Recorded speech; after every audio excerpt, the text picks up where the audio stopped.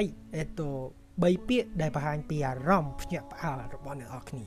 ទី1ពេលដែលយើងឃើញគេធ្វើឲ្យបានហើយយើងភ្ញាក់ផ្អើលខ្លាំងណាសឹងមិនចង់ជឿណាហើយ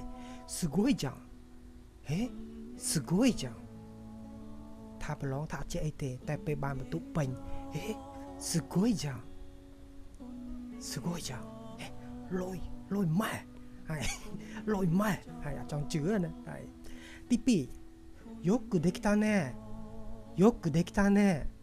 ធ្វើបានល្អម៉េះហើយよくできたねធ្វើបានល្អមែនហើយណែហើយមិនបងវាថាវាអត់ចេះវាអត់ធ្វើកើតទេតែពេលធ្វើមិននឹងកើតទេនឹងល្អよくできたねហើយទី3ភ្ញាក់ផ្អើលដូចគ្នាដែរ嘘でしょ嘘でしょ嘘でしょ本当ហើយកុហកមែនណា嘘でしょកុហកមែនណាវាប្រាប់ថាវាប្រឡងជាប់ហើយទៅជប៉ុនទៅក្រោយហ្នឹងហើយ嘘でしょ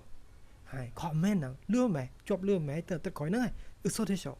ហើយចានេះជាអារម្មណ៍ភ្ញាក់ផ្អើលនៅពេលដែលរឿងអីមួយយើងមិនរំពឹងទុកប៉ុន្តែវាកាត់ឡើងរឿងអីមួយដែលវាខុសពីការស្មានរបស់យើងណាすごいじゃん